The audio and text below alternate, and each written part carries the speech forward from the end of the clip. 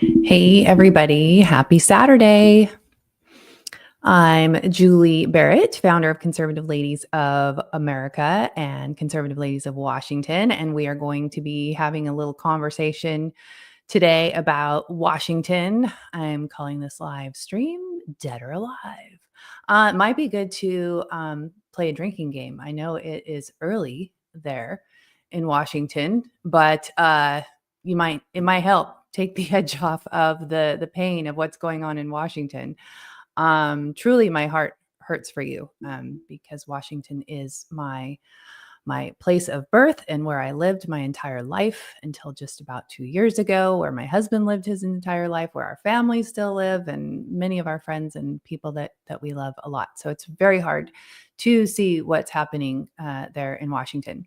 Anyway, I decided to do an impromptu live here today. My husband's over in his office in the other room practicing for a worship team at church tomorrow. So I had a little bit of time and I thought about making a video about some of these bills that are dead or alive, but I really didn't want to have to take the time to edit. And it's a lot more fun for me if I am on here live and getting to interact with you all. So please uh, let me know in the comments that you're here and where you are tuning in from. And if you have questions on specific bills, please feel free to drop that in the chat. Hi, Jeannie.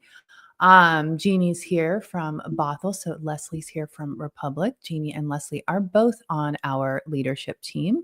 And we are actually going to be live tomorrow at 2 p.m. Pacific time, doing a meet the team. So you're going to get to meet the other ladies and hear why they're so passionate and why they do the work that we all do together. And so looks like a lot of you are on from Washington, which is exactly what I was hoping for. So we have Ronnie, I hope I said that right, from Eastern Washington. Mama C is watching from Buckley. Dave, hello, Dave, from Washington State. Where are you in Washington, Dave? And Mary is in Seattle. So right in the heart of it, Mary. Okay, let's dig in because I have a lot of ground that I want to cover, and I'm going to go through all of this pretty quickly. And so if you want more information on any of these bills, since I see that Leslie and Jeannie are both here, they can also reply to you in the chat because they know about all these bills as well. So let's dig in. Conrad from Olympia, good to see you. And Dave is in Roy. Space Cowboy from Eastern Washington. Outpost in Orcas Island. I love the Salmons. Beautiful, beautiful. Okay, let's dig in. So I don't know if you guys saw this. I caught it on X this morning. It happened yesterday. There's a Senate bill that we actually encouraged people to support. It's Senate Bill 5434 to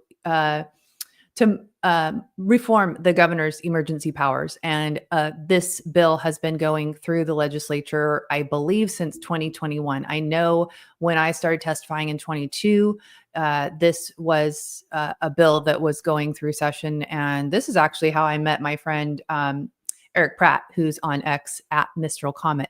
And he was also testifying on it. And if I recall correctly, that's actually how we became acquainted. And there were a lot of people, of course, because in the short session of 2022, Washington was still under emergency powers with Governor Inslee, which lasted a total of 975 days. So this was a big deal.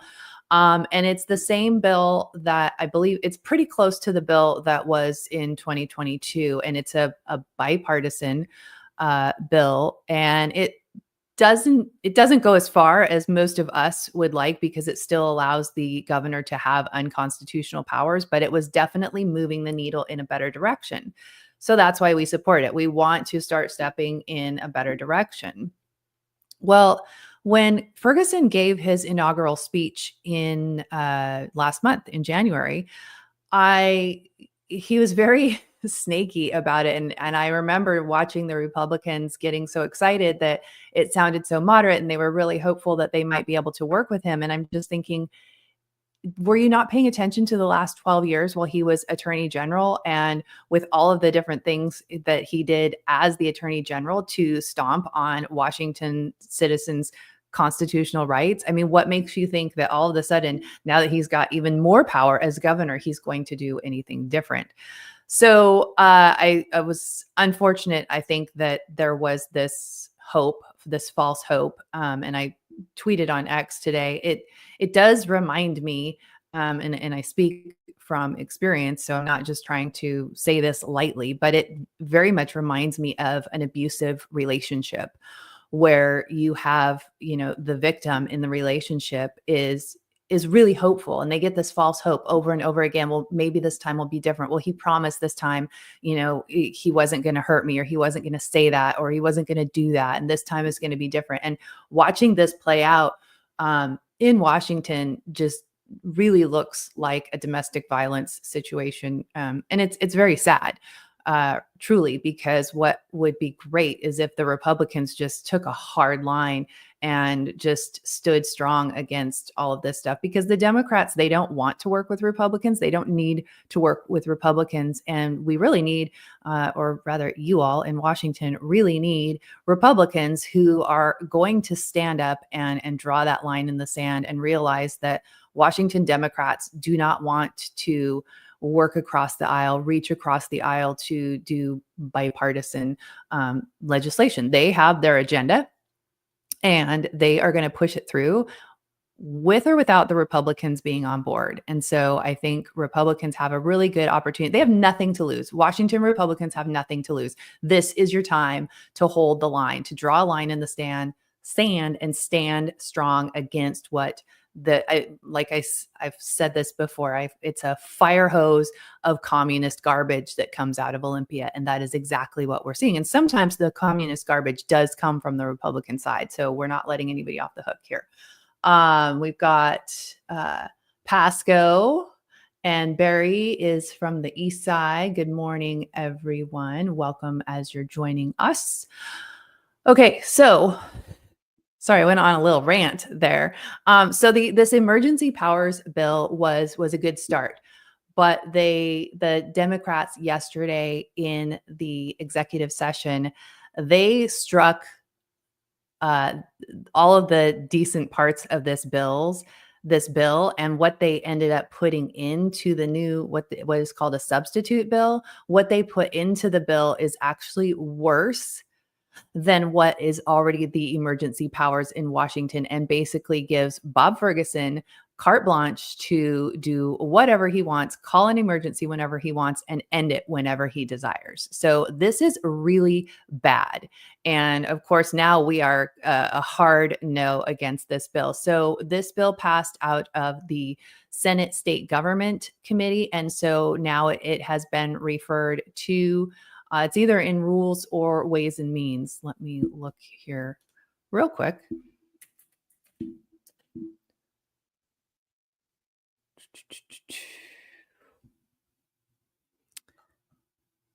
Pass to Rules. Okay, so what happens now that it is in Rules, it can be brought to the floor of the Senate for a vote at any time. So next week yesterday was the cutoff where bills had to be moved out of committee.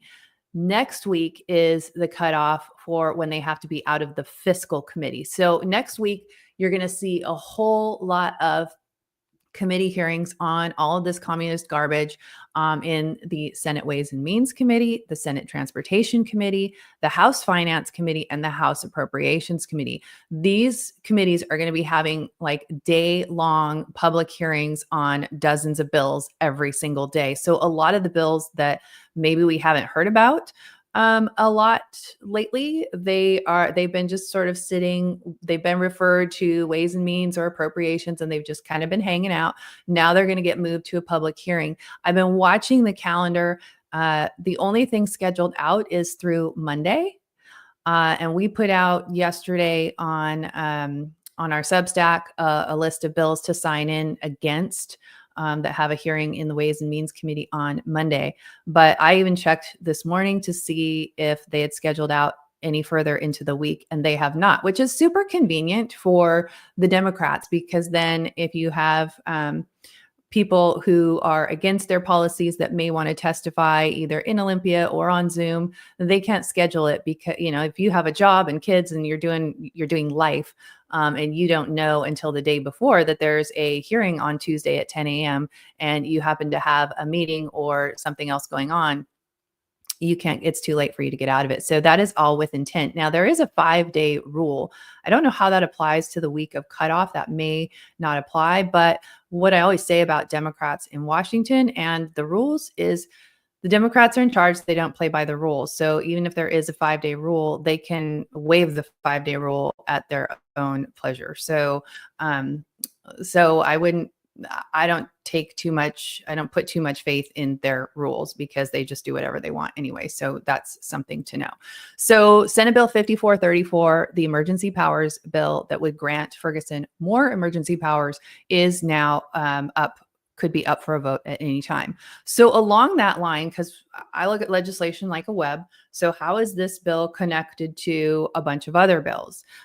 We've been watching a lot of other bills that are kind of along this line of making Washington a sovereign state, and almost like they want Washington to secede from the rest of the country. So I'm just going to go down some of the bills that kind of fall into that category now. So 5688 was the Washington sovereignty bill, and that bill is dead. But again, the Democrats are in control, so they can do whatever they want.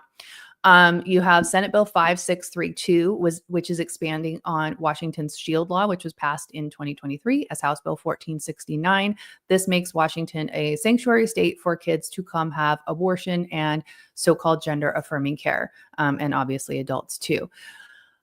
This bill strengthens that, and that bill is in the Rules Committee, so that could also be called for a vote at any time. House Bill 1321 is the one about allowing the governor to deny outside militias. So think about federal help for immigration, or in an emergency, civil unrest, or whatever you have. So House Bill 1321 is also a really bad bill, giving a lot of authority to the governor. That bill is already on the floor calendar. I was kind of thinking it might get a vote this last week, but it didn't. But it will be up for a floor vote because it is on the calendar. House Bill 1531. This is the bill that gives the governor and the administration oversight over the health districts and to declare health emergencies. So think vaccine mandates, mask mandates, that sort of thing. This bill there was a big hearing on this bill a couple weeks ago. A lot of people, I think over 10,000 people, signed in con against this bill. There was a lot of good testimony against this bill. And so I think people thought it was dead. Well, it got passed out of committee yesterday, just in time for cutoff. And so now this bill is in the Rules Committee, which means it could be pulled for a floor vote at any time. So see how these bills are all kind of tying together to give more power to Ferguson and his administration. Let's see. Okay, I think they all kind of tie back to that, I suppose, in some way. Senate Bill 5174 is about banning wood-burning stoves. This bill earlier yesterday was actually scheduled for public hearing in the Ways and Means Committee on Monday. And then when I checked, I was doing our call to action sheet, and I went back in and checked, and it was pulled from the hearing. So I'm not sure if Monday was just a bad day for that, but I would imagine that it will be scheduled later in the week. It's not dead. It's still very much alive and could be scheduled some other day during the week. Let's see. Senate Bill 5321 is about the abortion pill being available on state college and university campuses. It would mandate that the states have a health center that supplied abortion pills to the people on campus. It declares abortion as a human right. It also strikes the word woman, and it's, pregnant persons, because the Democrats in Washington do not live in reality. That bill was passed out of committee and has been referred to Ways and Means. The House version of that, House Bill 1677, is dead. So they're going to move the Senate version of that bill. So that's also taxpayer, this is all like taxpayer funded of this. So, regardless of what your views on abortion might be, most people agree that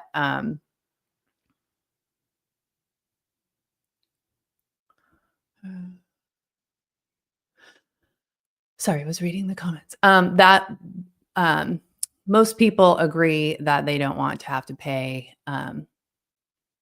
they don't want to have to pay for other people's decisions on abortion. So depending on what your stand is on that, which mine is, I'm extremely pro-life and I would like it all to go away, but that's not going to happen. So in Washington, you do need to the best thing that could happen in Washington is some guardrails to put on abortion, because their abortion laws are so pro-abortion, pro-death. It's actually sickening. Okay. House Bill 1938. Now this bill kind of it's a distraction, in my opinion. This is the bill that would create a committee to redesign the Washington state flag. And while I think that's dumb and I think it's part of a larger agenda, I think it's like this look over here. It's clickbait, it's engagement farming. It's bad, yes, but in comparison to all of these other bills, it's a committee, and if they redesign the flag, that would have to go to a vote of the people. It would have to go on the ballot and be passed. I don't know if it's a simple majority or if it would be a 60%, like it would be with an amendment to the state constitution. So that bill it looks like it's dead. And I wish people would stop talking about it because there are so many big issues that truly, truly impact Washington citizens in a very significant way, that the flag is like the least of your concerns right now. Okay, let's move on to some of the education bills. There's a big effort to change the Washington state constitution to allow school bonds and levies to pass on a simple majority rather than the 60% that they are at now. If you live in Washington, you probably know that a lot of these bonds and levies, citizens are not passing them because they are seeing what's happening in the public school system in Washington, and they don't want to be funding that. And Washington state education is already one of the highest funded in the country. I think Joy, who's on our team, I think she said it was like top 5 or something like that. And look at the success rates of the students. Like less than 50% can read. The math and the science are both under 40%. So that's terrible. And certainly I don't know that like teachers should be teaching to the test. That's a whole different thing. But how else do we gauge how our students are doing? And if you look at the kids that are going into the job field, the job market, they don't have the skills that they need. So we're graduating students who are not prepared for life, and they can't do math. They can't, they don't have good grammar and things like that. So Senate Bill 5186 is the bill that would make it a simple majority to pass the bonds and levies. Now, this has to be changed in the state constitution. So there's an additional bill. It is SJR 8200. Both of these would have to pass the legislature. SJR 8200 would have to get a 2/3 vote through the legislature, and then it would go on to a ballot for the vote of the people of the entire state of Washington, because they'd have to change the state constitution. So anticipate that will pass. There was a companion bill on the House side for that as well, and it looks like the Senate bill is the one that pulled through. Okay, I'm gonna put my notes up a little higher here so I can see what I got going on. Senate Bill 5637 is a media literacy bill and civics, and I think this is a Republican bill, and typically we like civics. We don't like media literacy. And a lot of Republicans, at least in Washington, don't understand what's wrong with media literacy. And that's kind of a whole video of itself, which I think we did last year. But media literacy, the information that they are putting out in the media literacy curriculum is extremely left leaning. It's very much through a Marxist lens and teaching students that some sources are reliable. Think, CNN, MSNBC, and other sources are not reliable, which of course would be your right leaning media. So this is really media literacy is not something that we want in government schools. Plus, there would be a funding element to this. So we think that we believe that Washington public schools should not have any more funding at this time. There's a lot of stuff going wrong. The OSPI is completely abusing their powers, and you have the bills that are floating around to take away parental rights or parental access in the schools. So let's talk about those while we're here. So Senate Bill 5181 passed out of the Senate. That is the bill that repeals the Parents' Bill of Rights Initiative 2081. And it removes access for parents to the most critical pieces of their students' education records, which include medical, mental health care, even if like a crime was committed by them or against them.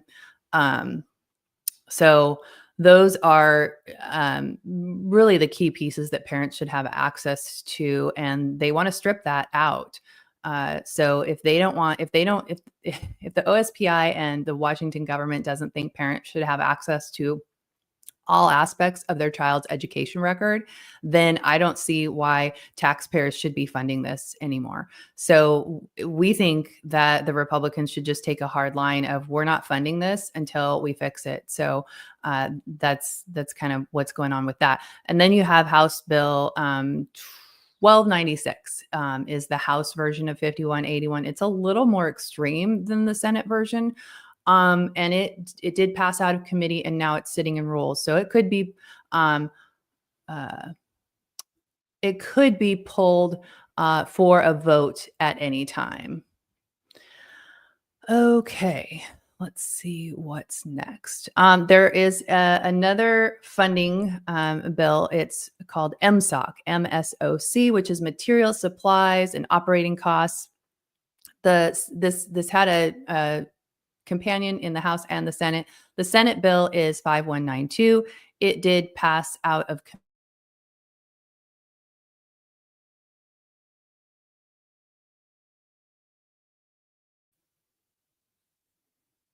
Did I go away? Hopefully I'm back up there. Okay. Which one was I talking about? MSOC. School funding. Okay. So it did pass out of committee with Senator Harris, who's a Republican from, I think, the 17th legislative district down south near Vancouver. He typically is more leaning towards the Democrat side on a lot of things. He voted yes. So I would guess that you're going to see that bill pass out of the Senate with some, yes, Donald, I'm getting to the gun bills. Just let me get through these education bills and then we'll go over the gun bills. So I would assume that that's going to pass. We also have Senate Bill 5007, which I've talked a lot about. Our team has talked a lot about. This is a really stupid absentee bill in public schools. And it would allow the schools to do home visits. It would allow them to arrange behavioral and mental health care for the kids. And again, like if you're taking parents' rights, to see their kids' records away, you shouldn't be able to go in their home, and you shouldn't be able to. And this is a Republican bill. So anyway, this is got a hearing in the Ways and Means Committee on Monday. That's 5007. All right. I promised Donald I would do the gun bills next. So let's take a look at the gun bills. All right. House Bill 1163. That is your permit to purchase bill. That is in the Appropriations Committee. I anticipate it will get a public hearing this week. House Bill 1132, which would put a quota on how much ammo you can buy a month, how many firearms you can buy a month. That is in the Rules Committee. It could be pulled to the floor for a vote at any time. So alive. If it's in rules, it's alive.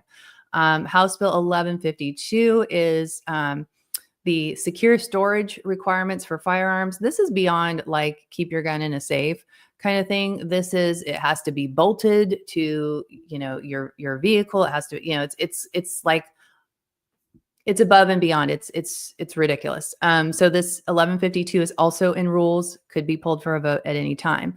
Senate Bill 5099, which is the Kill the FFL bill of 2025. There was a Kill the FFL bill of 2024, which passed. They took out a lot of the components of the bill last year that made it super bad. Well, as per usual, they come back in and add the stuff that they didn't catch the first time through. So this is a very bad bill. The goal is to drive the FFLs out of business in Washington state, get them out of Washington altogether. One of the bills that is not on here is Senate Bill 5098. This is regarding firearms in sensitive places. They're adding a bunch of stuff to the places where you can't carry a firearm. Now, there is an amendment that got put on this bill in committee that allows CPL holders to carry in these places. But they could take that out. It's still a bad bill. Like, it's still unconstitutional. So it's still a no. Senate Bill 5098 has a public hearing on Monday in the Senate Ways and Means Committee. So if you like to testify about on these bills, please consider doing that. I'm sure usually with all the gun bills, there's a usually with the gun bills is, you have a line out the door of people who want to testify against them. So that's good.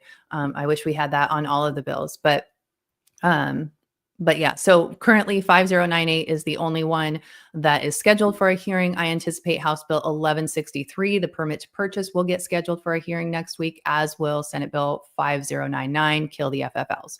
So if you guys have any questions on the gun bills, let me know. Yes, Leslie put a comment in the chat that the date for fiscal committees is the 28th. So if they don't make it out of the fiscal committee by the 28th, then they are dead for session, unless the Democrats decide that they're not. 1504, that's on my list. Thank you for adding that. 1504 is in fact dead, as dead as it can be. It's like, I don't know if you're a fan of The Walking Dead. I like The Walking Dead. But so I think of the bills as the zombies, right? Like, they look dead, but it's like when you get bit by a zombie and you're dead, but then you come back to life. That's kind of how the Washington bills are. They're like zombies. So that is dead, but I wouldn't be surprised. It will come back probably next year. I don't think they'll touch it this year. But it's going to be a big week in Washington with all of these bills having public hearings, and then they have to have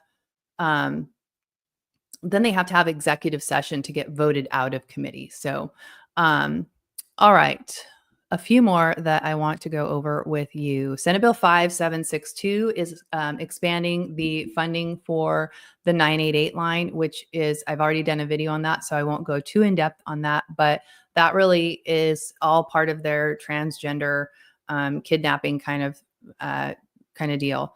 So it's really, it's a bad bill. And that is in the Ways and Means Committee. That was just dropped a couple days ago. And when they drop it late in the session like that, with it referred straight to a fiscal committee, I think they're serious about it. So I think that one will get a hearing this week. What else have we got? Senate Bill 5327. That's the initiative killer? I feel like that's not. Maybe it is. The bill to kill the initiative process. Leslie, would you mind checking on that for me? Is that 5327? That's what I have in my notes, but I feel like it sounds wrong. You start looking at all these numbers and it just, you kind of forget. So, but the bill to kill the initiative process was passed out of committee, and it is likely to be scheduled for a public hearing this week. Senate Bill 5132, which expands on the protected classes in Washington's public schools. It includes gender expression and sexual identity or expression. It also adds homelessness and immigration status to the list of protected classes in Washington public schools. So if you're familiar with what is it, 3122, I forget what the policy is, but the transgender gender inclusive schools policy 3211, maybe that's what it is, but this all is part of the Washington gender inclusive schools policy. So that's a really bad bill. And that was kind of one that laid low for a while, and then it just got scheduled for a hearing. So it has a hearing on Monday in the Senate Ways and Means Committee. Where am I on my list? Okay, House Bill 1334. This is a property tax bill that would allow property tax to be increased from 1% to 3%. So that is a big deal.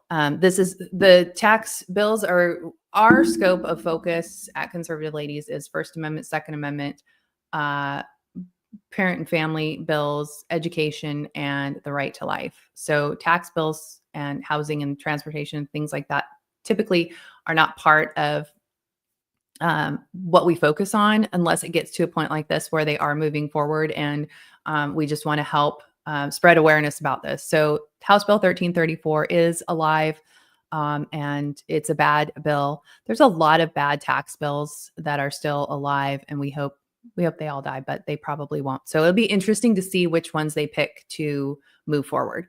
And then Senate Bill 5726, you've probably heard a lot about the pay per mile tax. There was a House version as well. The House version is dead, but the Senate version is alive and kicking, and it's been referred to.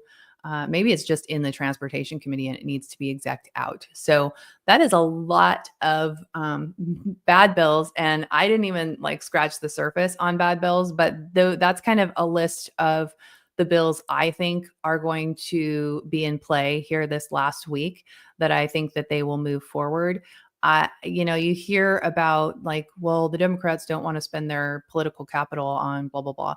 I think that the Democrats are so emboldened, and they actually gained seats in the state legislature this year. So I really don't think that they're thinking like that. I think they have convinced themselves that this is what Washington citizens want, which is why it's so important for the citizens to speak up about these bills and your opinion on these bills. And yeah, they're going to do what they want anyway, but please don't let them do it quietly and easily. Frustrate the process, make a lot of noise, be engaged in what's going on.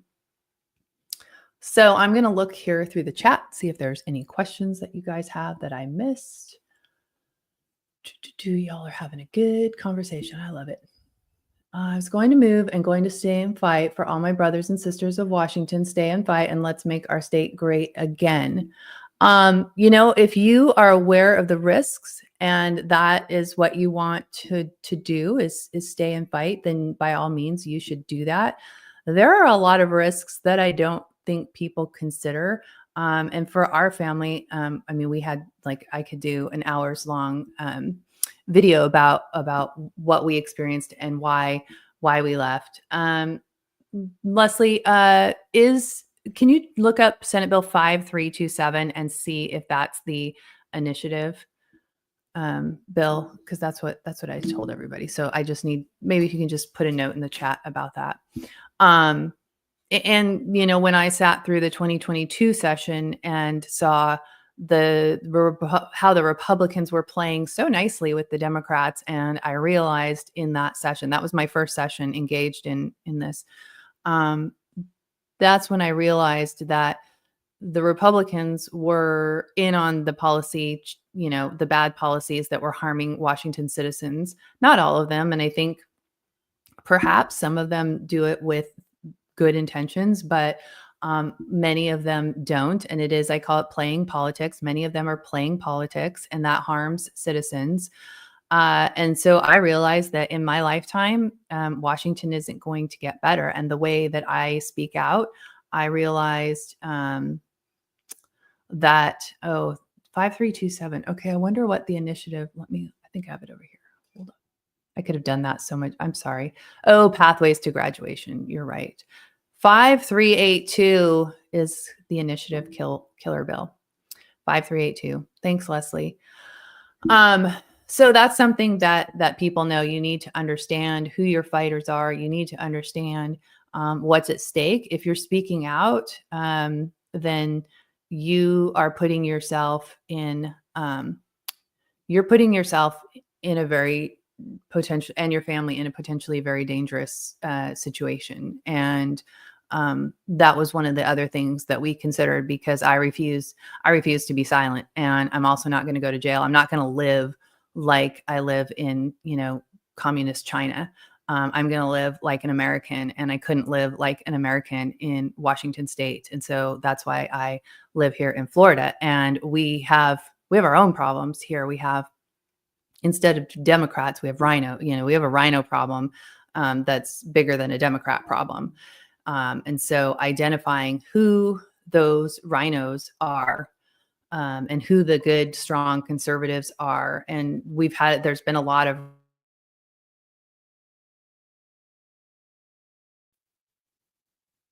I think my Wi-Fi is cutting out, but there's been a lot of revealing in the last couple months, especially with DeSantis and these immigration bills, and how the Florida legislative leadership has been really taking a squishy approach to immigration, an approach that the Democrats were on board with. So that says a lot. So it's been very revealing, which is very helpful to me as someone who's new to the legislature here, and just trying to watch things and figure out what is going on.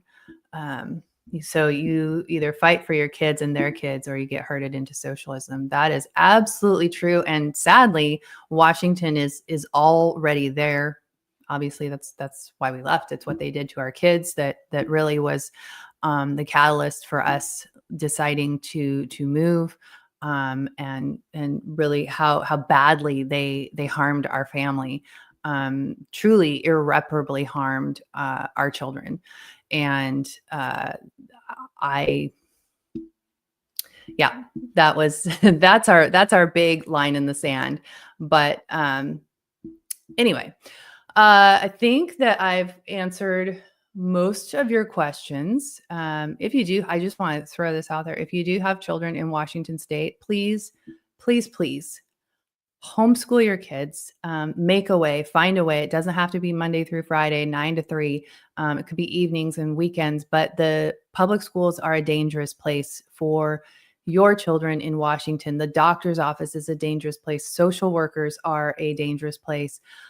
It's very dangerous for kids in Washington. And even if they don't repeal Initiative 2081, it was so narrow in scope. And if you think about, it gives parents access to things, but parents don't necessarily have to be notified about things. And what a lot of people don't understand is that a lot of these providers that give medical and mental health services to students in the public schools, they're called school-based health centers, and they're separate from this. They're in the school district, but they're separate from the school district. So they don't become part of the students' education records. So that wouldn't necessarily be on their school file for the parents to access anyway.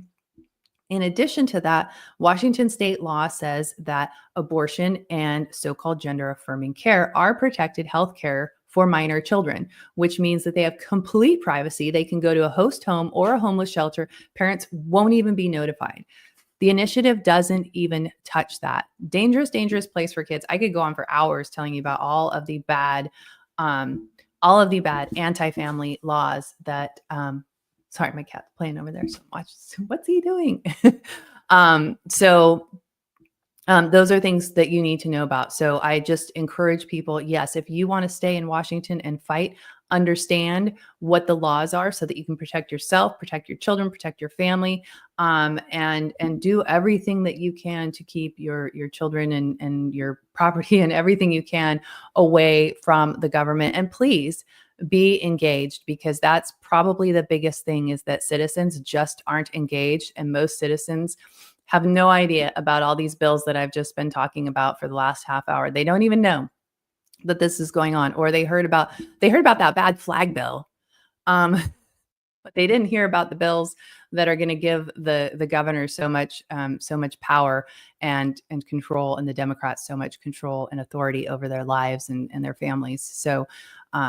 So if you are staying and fighting, awesome. If you want to, if you aren't already involved with us, would encourage you to subscribe to our Substack. And I just put that on the screen.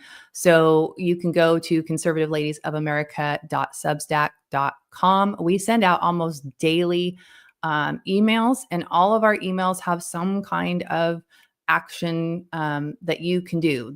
We strongly believe, since I started this in doing legislation in 2022, I wanted to make sure that I wasn't just talking about a problem, but that I was giving people something to do. So we try to make it simple and quick and easy, something that you can do from your cell phone or your computer, that you don't even have to speak up. But we'll give you a variety of things that you can do, different levels of things that you can do. So please subscribe to the Substack, conservativeladiesofamerica.substack.com. We're also putting a lot of useful content out on our YouTube channel. And usually the videos go out on Substack as well. So, and you can find us all over social media, Conservative Ladies of Washington or Conservative Ladies of America. So thanks so much for all you guys joining me today. I'm sorry I didn't have some kind of better news for you guys. I know it's hard. I feel like I'm always calling my parents like, hey, these bills are really bad. Come buy a house in Florida. My mom, my poor mom, she was born and raised in Ballard, loves Washington, and I don't think she'll ever leave. My mom's a retired teacher, and it's really hard for her to consider leaving. My dad, I think, would get out. So I always call Dad. I'm like, Dad, you got to get out. You got to get out now. So anyway, it's hard to watch. So thanks for joining me. I hope you have a great rest of your weekend, and we will be putting out more calls to action as soon as these other hearings get scheduled. And we're going to do probably each email will be a separate hearing, because there are so many bills in one hearing. So it's just kind of easier to break it up that way. So be sure to share this information with your friends and relatives and people in Washington, so that we can get more people speaking up and taking action. So have a great rest of your weekend, and I'll see you next time.